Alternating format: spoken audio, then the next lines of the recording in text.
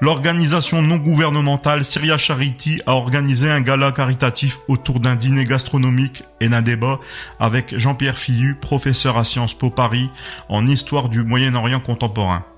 Je suis allé interviewer les organisateurs de cette action. Alolewi Mohamed, donc je suis président fondateur de l'ONG Syria Charity.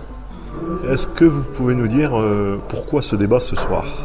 Alors aujourd'hui, on a tenu à être présent pour sensibiliser nos donateurs et les gens qui souhaitent nous connaître sur la crise humanitaire qui a lieu en Syrie, leur faire prendre conscience de ce drame humanitaire et surtout leur faire prendre conscience qu'on n'est pas voué à rester inactif. Au contraire, il y a beaucoup de choses qu'on peut faire ici même à Lille. Depuis Lille, on peut aider les Syriens.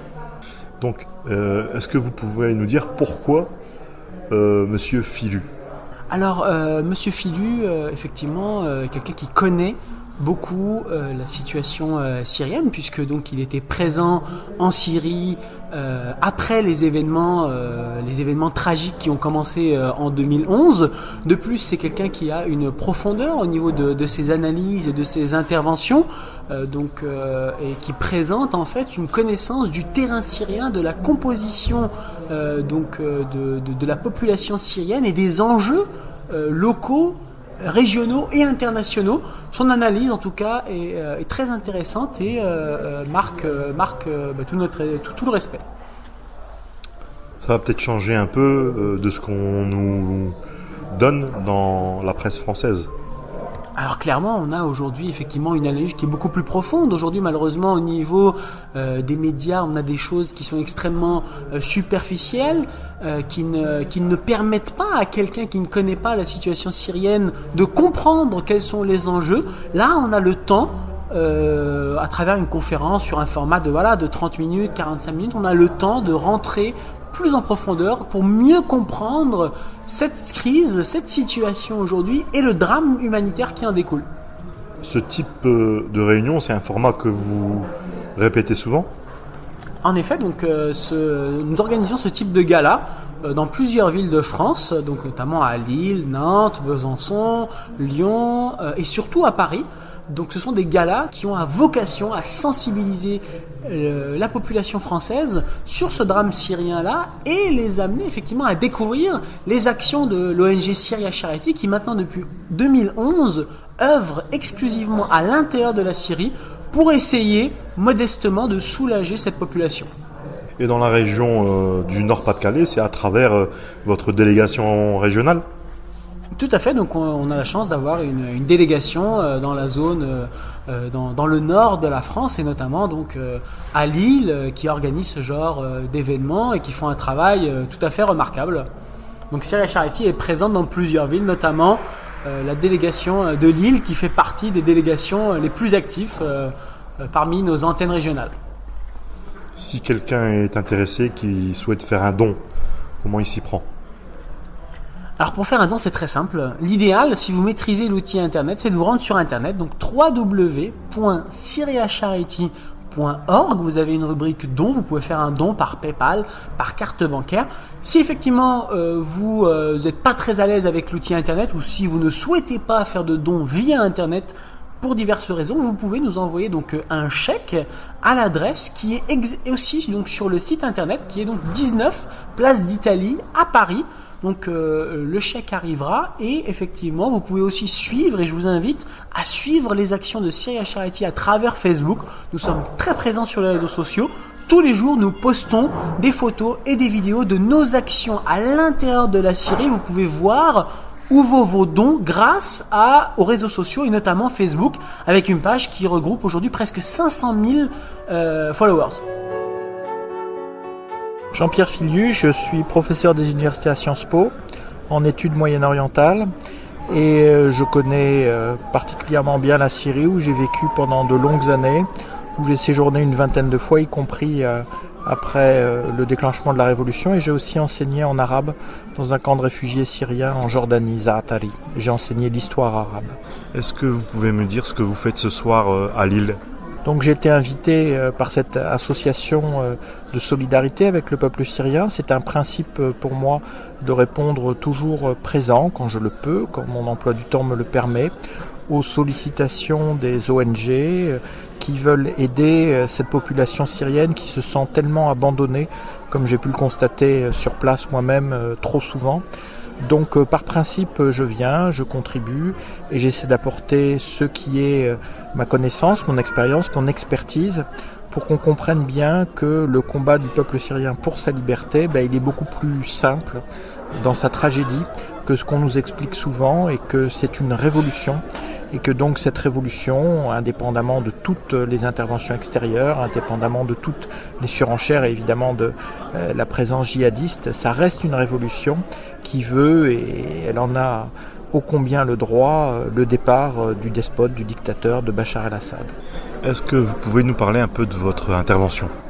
Alors je vais pendant une petite heure rappeler au travers de l'histoire de la Syrie pourquoi on est arrivé à ce mouvement populaire et pourquoi ce mouvement populaire dure aussi longtemps, alors qu'au fond il a une grande partie du monde contre lui et que depuis quelques mois il a même une des plus grandes armées du monde, l'armée russe qui le bombarde, et expliquer qu'il y a des racines dans la société syrienne, il y a des précédents dans l'histoire syrienne, et c'est cela qui fait qu'aujourd'hui cette révolution continue, elle rentre dans sa 6e année, c'est beaucoup trop, elle aurait dû voir la fin du tyran depuis longtemps, et il faut aider tous les Syriens qui sont là-bas, à la fois pour leur manifester notre solidarité, mais aussi pour qu'ils restent là-bas, parce que c'est là-bas qu'ils veulent construire leur avenir dans un pays qu'ils espèrent libérer un jour.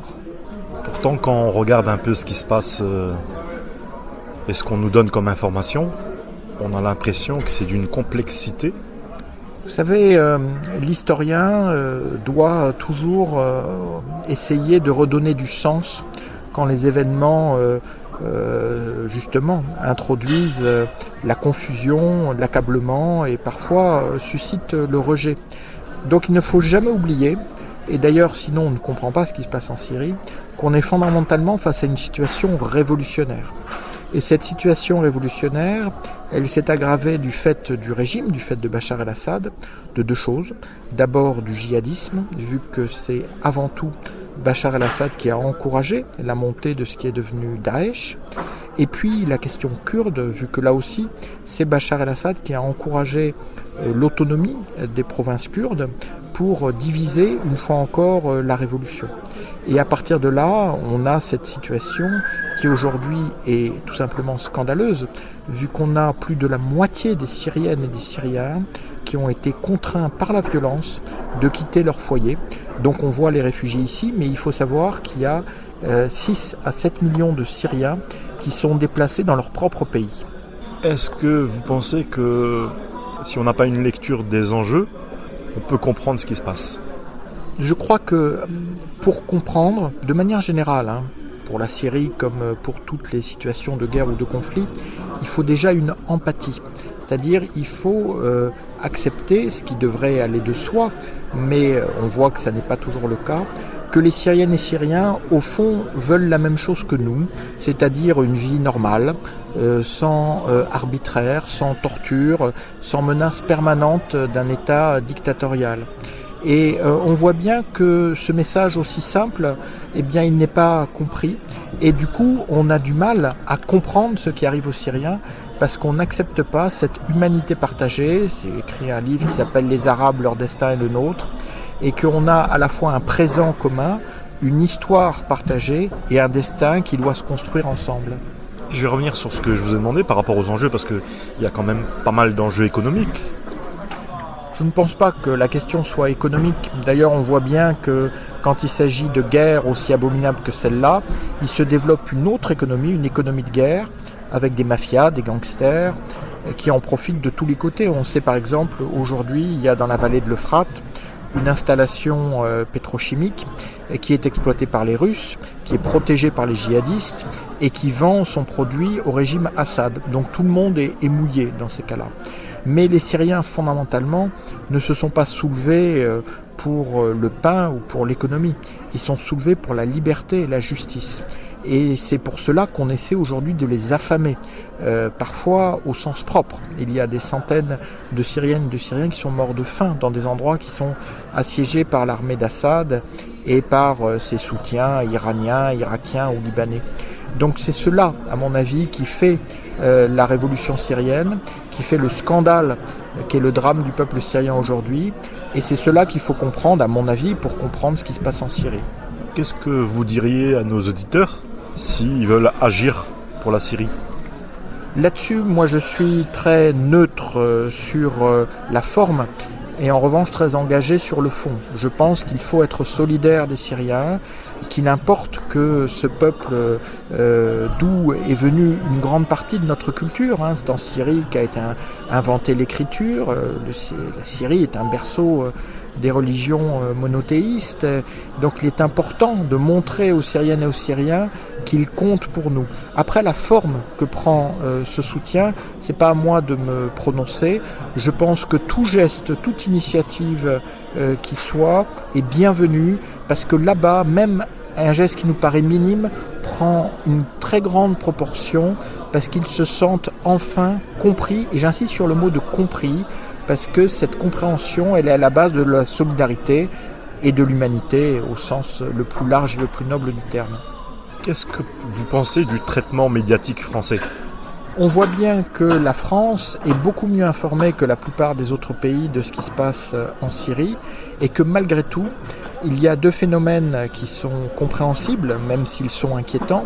Le premier, c'est la fatigue, c'est-à-dire qu'il y a une lassitude, qu'un massacre de 10 Syriens en 2011 aurait été une nouvelle, alors qu'aujourd'hui, un massacre de 100 ou 200 Syriens fait à peine une ligne. Et puis, la deuxième chose qui est plus inquiétante, c'est qu'on accorde beaucoup trop d'intérêt aux djihadistes. On ne parle plus des Syriens, on ne parle plus que des djihadistes, ou pratiquement. Et c'est comme si on avait tué deux fois les Syriens.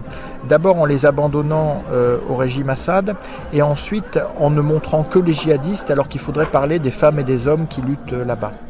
Est-ce que vous pensez que la situation va s'améliorer pour le peuple syrien ? Une bonne nouvelle depuis un peu plus de 2 semaines, c'est le cessez-le-feu. Bon, ce cessez-le-feu est relatif, il n'est respecté qu'à 80 ou 90%, mais c'est déjà énorme pour la population qui a pu d'ailleurs recommencer à manifester pacifiquement, comme elle le faisait au début de la Révolution. Mais le cessez-le-feu ne s'est pas accompagné d'un acheminement d'aide dans les villes et les quartiers qui sont assiégés, dans la banlieue de Damas et au-delà. Donc il est important qu'il soit consolidé par cet acheminement d'aide, car la population en a besoin. Je parlais des cas de famine, de mort de faim. On est quand même au XXIe siècle. On a des centaines de Syriennes et de Syriens qui sont morts de faim. C'est une des armes de guerre du régime Assad. Mais on peut espérer que les négociations à Genève débouchent enfin, mais cela ne peut pas arriver si Bachar el-Assad s'accroche au pouvoir. C'est vraiment la clé de tout. Tant que Bachar el-Assad se maintient à la tête de la Syrie au prix de la Syrie, eh bien la Syrie n'aura pas d'avenir, et la Syrie commencera de retrouver l'espoir lorsque Bachar el-Assad sera sur le départ. Si vous êtes intéressé par les actions de l'organisation non gouvernementale Syria Charity, vous pouvez aller sur leur site www.syriacharity.org. Ce sujet a été réalisé par Christian Lazaoui pour Radio Pastel. Une émission proposée dans le cadre des productions coopératives des radios associatives du nord de la France. Une opération qui a reçu le soutien de la région Nord-Pas-de-Calais.